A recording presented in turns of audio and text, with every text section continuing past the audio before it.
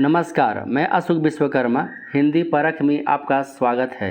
Hindi paper 2 के model प्रश्न पत्र सीरीज का यह चौथा वीडियो है। अन्य वीडियो का लिंक डिस्क्रिप्शन में दे दिया जाएगा, आप वहां से देख सकते हैं। पेपर 2 के जेएसएससी द्वारा निर्धारित सिलेबस के अनुसार टॉपिक वाइज वीडियो बना हुआ है। आप प्ले लिस्ट से एक बार जरूर उसका रिविज़न कर लें। पहला प्रश्न है, पिथल द्वारा डिंगल भाषा में लिखे गए निम्न में से कौन सा ग्रंथ है? पिथल एक कवि का नाम है जिन्होंने डिंगल भाषा में रचनाएं की है। से उत्तर है आपका ए और बी दोनों। गंगा लहरी और वेली कृष्ण रुक्मणी री पिथल ने डिंगल भाषा में लिखा है। पिथल का अन्य नाम है पृथ्वीराज राठौड़। पृथ्वीराज राठौड़ साहित्य जगत में पिथल के नाम से प्रसिद्ध हुए और पिथल के नाम से राजस्थान सरकार द्वारा साहित्यिक पुरस्कार भी दिए जाते हैं। दूसरा प्रश्न है, अपभ्रंश व्याकरण के रचयिता कौन है? से उत्तर है हेमचंद्र। अंग्रेज राज सुख साज सजे सब भारी, पै धन विदेश चली जात यह अति ख्वारी, यह किस नाटक से संकलित है? से उत्तर है भारत दुर्दशा नाटक से यह संकलित है। इस नाटक के रचयिता हैं भारतेंदु हरिश्चंद्र। भारतेंदु हरिश्चंद्र के किस नाटक को भारतेंदु युग का दस्तावेज कहा गया है? सही उत्तर है भारत दुर्दशा को। यह नाटक 1875 में प्रकाशित होती है और हिंदी का यह पहला राजनीतिक नाटक है। राष्ट्रीय चेतना का यह पहला नाटक है। भारतेंदु हरिश्चंद्र द्वारा रचित भारत दुर्दशा। भारत दुर्दशा में गीतों की कुल संख्या कितनी है? सही उत्तर है 15 है। भारत दुर्दशा एक दुखांत नाटक है। यह एक नाट्य रासक है। यह एक नाट्य रासक है। यह प्रतीकात्मक व्यंग्यात्मक शैली में लिखी गई है। भारत दुर्दशा जो नाटक है यह प्रतीकात्मक है और व्यंग्यात्मक शैली में लिखी गई है। अंग्रेजी नाटक मर्चेंट ऑफ वेनिस का हिंदी अनुवाद भारतेंदु ने किस नाम से किया है? मर्चेंट ऑफ वेनिस जो नाटक है वह शेक्सपियर द्वारा रचित है, जिसका हिंदी अनुवाद उन्होंने दुर्लभ बंधु के नाम से किया है। भारत दुर्दैव आलस अंधकार किस नाटक के पात्र हैं? से उत्तर है यह भारत दुर्दशा के पात्र हैं। भारत दुर्दशा में विलेन पात्र हैं भारत दुर्दैव, निर्लजता, सत्यानाश, फौजदार, रोग, आलस्य, अंधकार, डिसलॉयल्टी, ये सारे विलेन पात्र हैं और इन्होंने प्रतीकात्मक रूप में अपने पात्रों को रखा है। आलस्य, अंधकार, रोग, ये सारे सत्यानाश, निर्लजता, ये सारे प्रतीकात्मक रूप में आए हुए हैं। दी वेस्टलैंड प्रसिद्ध कविता संग्रह किस पाश्चात्य कवि की है? दी वेस्टलैंड यह जो है 434 पंक्तियों में रची गई है। 434 पंक्तियों की रचना है, जिसकी रचनाकार हैं इलियट। दी वेस्टलैंड की आखिरी पंक्ति है, संस्कृत के मंत्र है ओम शांति शांति शांति, और यह इलियट द्वारा रचित है। पेपर 2 में पाश्चात्य काव्य शास्त्र पढ़ना है। इन पाश्चात्य कवियों पर वीडियो बना हुआ है, प्लेलिस्ट से आप देख सकते हैं। किस आलोचक के सिद्धांत स्वच्छंदतावाद रोमांटिक मूवमेंट का मैनिफेस्टो यानी घोषणा पत्र कहा जाता है? सही उत्तर है वर्ड्सवर्थ को कहा जाता है। भारत का वर्ड्सवर्थ सुमित्रानंदन पंत को कहा जाता है। वर्ड्सवर्थ और पंत दोनों प्राकृतिक सुषमा सुंदरता का बखूबी वर्णन किया है।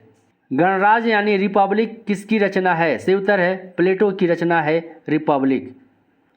किस पाश्चात्य लेखक ने काव्य की भर्त्सना करते हुए उसे समाज से बहिष्कृत करने का दर्शन दिया? सही उत्तर है प्लेटो। परंपरा का सिद्धांत किस आलोचक ने दिया? परंपरा का सिद्धांत इलियट ने दिया है। लिरिकल बैलेड्स किसकी रचना है? लिरिकल बैलेड्स या वर्ड्सवर्थ की रचना है। आदिकाल को वीरगाथा काल संज्ञा किस आलोचक ने दिया है? सही उत्तर है आचार्य रामचंद्र शुक्ल ने आदिकाल को वीरगाथा काल कहा है। शुक्ल ने हिंदी साहित्य के इतिहास में दोहरा नामकरण किया है। आचार्य रामचंद्र शुक्ल ने हिंदी साहित्य के इतिहास में दोहरा नामकरण किया है। आदिकाल को उन्होंने वीरगाथा काल कहा है, पूर्व मध्यकाल को भक्ति काल कहा है, उत्तर मध्यकाल को रीतिकाल कहा है और आधुनिक काल को गद्य काल कहा है। नाट्य शास्त्र के रचयिता कौन है? नाट्य शास्त्र के रचयिता भरत मुनि हैं। काव्य शास्त्र के प्रथम आचार्य कौन हैं? काव्य शास्त्र के प्रथम आचार्य भरत मुनि हैं।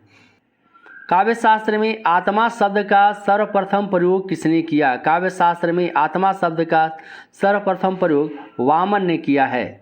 इस आलोचक ने कबीर दास जी की भाषा को डिक्टेटर कहा है? से उत्तर है आचार्य हजारी प्रसाद द्विवेदी। दादू दयाल की रचना का क्या नाम है? दादू दयाल की रचना है हृदय वाणी। ज्ञानबोध मलुक दास की रचना है और अष्टपदी हरिदास निरंजनी की रचना है। अष्टपदी हरिदास निरंजनी की रचना है। ज्ञानबोध मलुक दास की रचना है। रविदास की वाणी रैदास यानी रविदास की रचना है। ये दादू दयाल, रैदास, हरिदास निरंजनी, मलुक दास ये सारे संत कवि हैं, ज्ञान मार्गी शाखा के कवि हैं। भोजपुरी बोली किस क्षेत्र में बोली जाती है? से उत्तर है आजमगढ़। साहित्य प्रत्येक देश की जनता के चित्तवृत्ति का संचित प्रतिबिंब है। यह पंक्ति किस आलोचक की है? से उत्तर है आचार्य रामचंद्र शुक्ल की है। अपभ्रंश का वाल्मीकि किस कवि को कहा जाता है? जो अपभ्रंश भाषा है उसकी वाल्मीकि कहा जाता है स्वयंभू को। अपभ्रंश का वेद व्यास, अपभ्रंश का वेद व्यास किसे कहा जाता है? से उत्तर है पुष्य दंत को कहा जाता है अपभ्रंश का वेद व्यास। ध्रुवस्वामिनी नाटक की कौन सी महिला पात्र आत्महत्या करना चाहती थी? से उत्तर है ध्रुवस्वामिनी। जब रामगुप्त अपनी पत्नी ध्रुवस्वामिनी को सकराज को सौंपने के लिए तैयार हो जाता है कायरता की सारी हदों को पार कर, तब ध्रुवस्वामिनी अपने सील की रक्षा के लिए आत्महत्या करना चाहती थी। ध्रुवस्वामिनी को आत्महत्या करने से कौन रोकता है? से उत्तर है चंद्रगुप्त। ध्रुवस्वामिनी नाटक जयशंकर प्रसाद द्वारा रचित है और यह 1933 में प्रकाशित होती है और यह जयशंकर प्रसाद की अंतिम नाटक है। चंद्रगुप्त सकराज के शिविर में किस वेश में गया? से उत्तर है ध्रुवस्वामिनी के वेश में चंद्रगुप्त जाता है। सकराज के शिविर में नारी के वेश ध्रुवस्वामिनी के वेश में जाता है। प्रस्तुत नाटक में महादेवी शब्द किसके लिए प्रयुक्त हुआ है? महादेवी शब्द से उत्तर है ध्रुवस्वामिनी के लिए प्रयुक्त हुआ है। अगला प्रश्न है रामगुप्त का वध किसने किया? रामगुप्त का वध एक सामंत ने किया। रामगुप्त धोखे से चंद्रगुप्त की हत्या करना चाहता था, तब एक सामंत ने देख लिया और रामगुप्त की हत्या कर देता है एक सामंत ने। अंत में चंद्रगुप्त ध्रुवस्वामिनी से विवाह कर लेता है और चंद्रगुप्त सम्राट बन जाता है। ध्रुवस्वामिनी नाटक में कुल कितने गीत गाए गए हैं? से उत्तर है 3 गीत गाए गए हैं। प्रश्न है नाटक के पहले अंक में किसने गीत गाया था? नाटक के पहले अंक में मंदाकिनी ने गीत गाया था। पैरों के नीचे जलधर है, बिजली से उनका खेल चले, संकीर्ण कगारों के नीचे शत शत झरने बेमेल चले, यह मंदाकिनी ने गाया है। अब लोगों को चाहिए कि अपनी अपनी टोपी पर लिखवा ले भूमिहार, राजपूत, कायस्थ, यादव, हरिजन कौन सा कार्यकर्ता किस पार्टी का है। समझ में नहीं आता, जुल्म हो रहा है।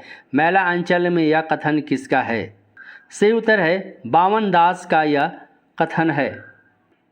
उपन्यास में कई जगह पर बावन दास बोलता है भारत माता बेजार हो रही है। यह बावन दास महात्मा गांधी का अनुयायी है। जाति बहुत बड़ी चीज़ है। जाति के बात ऐसी है कि सभी बड़े बड़े लीडर अपनी अपनी पार्टी की जाति में है। यही तो राजनीति है। मैला अंचल में यह कथन किसका है? से उत्तर है बालदेव का है। यह कथन आज भी प्रासंगिक है।